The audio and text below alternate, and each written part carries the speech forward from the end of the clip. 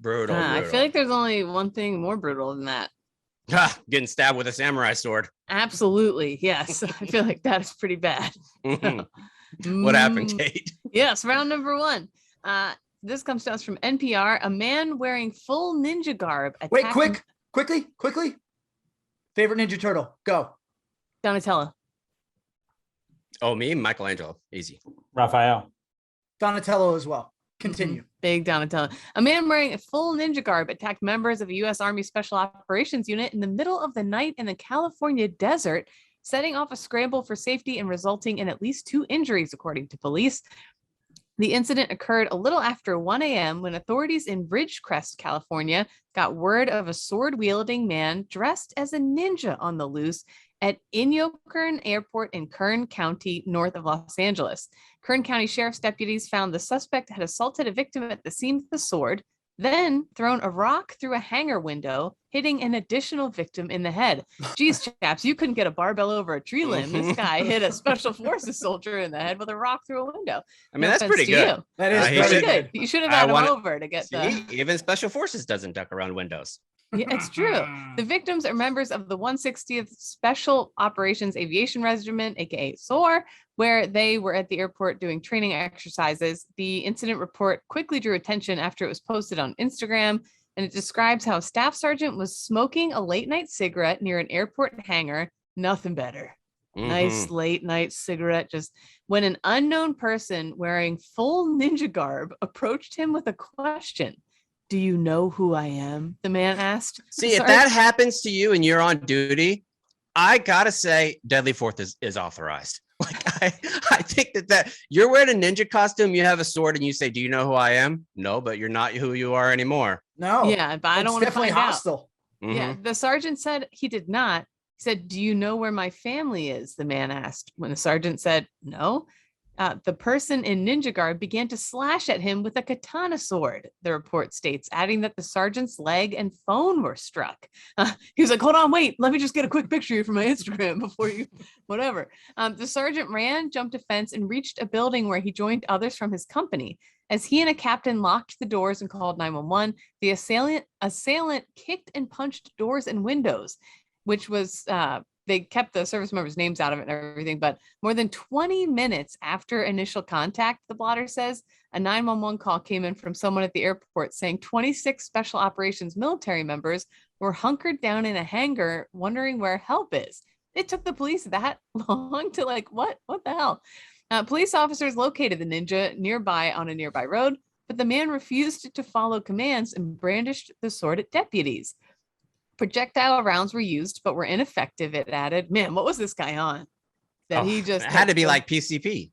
Yeah, right? This had to be something, because I knew somebody once who got tased, and it did, instead they turned into the Hulk. It did nothing to them, and then they got pepper spray. It took a bunch. Like if you've never been shot by one of those, if it was beanbag rounds that were coming at him from a shotgun, and he continued to go on, had to be PCP, because that shit crumpled me. Yeah.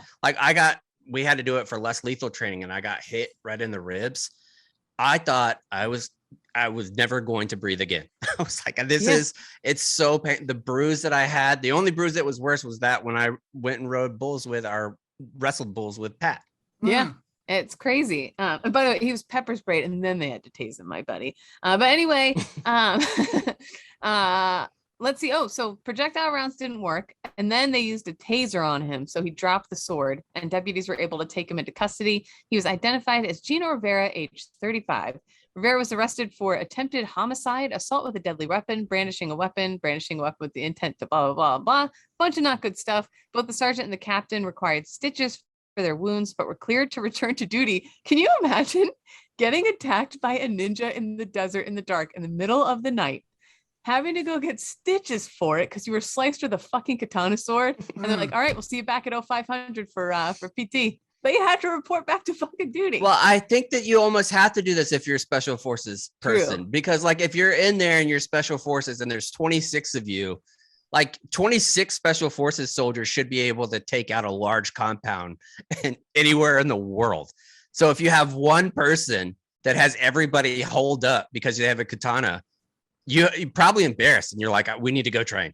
Like we Well, just got put in here, but you don't have weapons, you don't have any of that stuff. Say. I mean, they can't use deadly force typically when they're taking down compounds. Oh, then you could.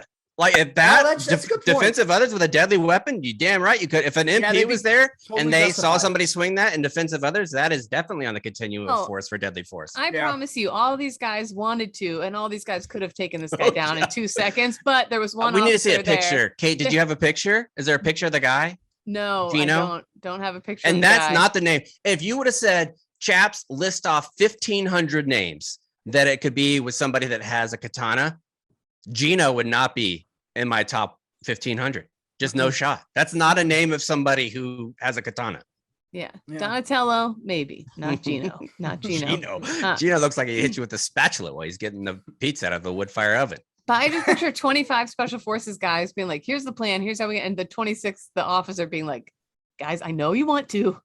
For the love of God, please don't. Let's just wait. You know what I mean? They had their perfect, I wish a motherfucker would moment, and they weren't allowed to do anything. Yeah. Yep. I don't know. I think, maybe you could have done something where you throw something at them and try to knock them unconscious. But yeah, you would think 25, 26, but they probably, ultimately they did the right thing. And then also I might add, I think the 160th possibly in the entire military has the best nickname for their unit. Do you guys know what it is? No. Mm-mm. The Night Stalkers. Oh, yeah, that's pretty good. Because they perform a lot of their operations at night and they fly very low.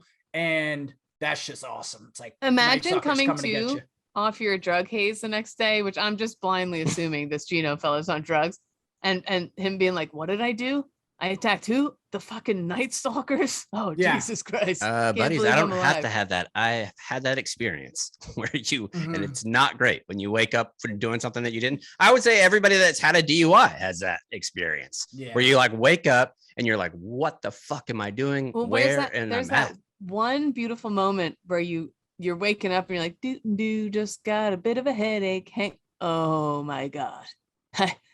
In 23, okay, so I banged who last night? It's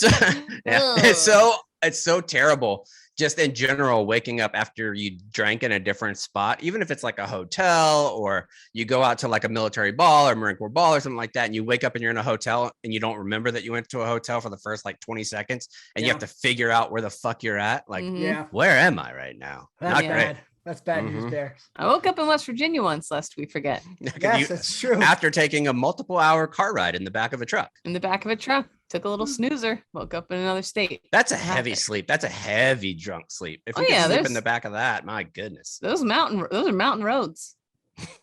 Not great.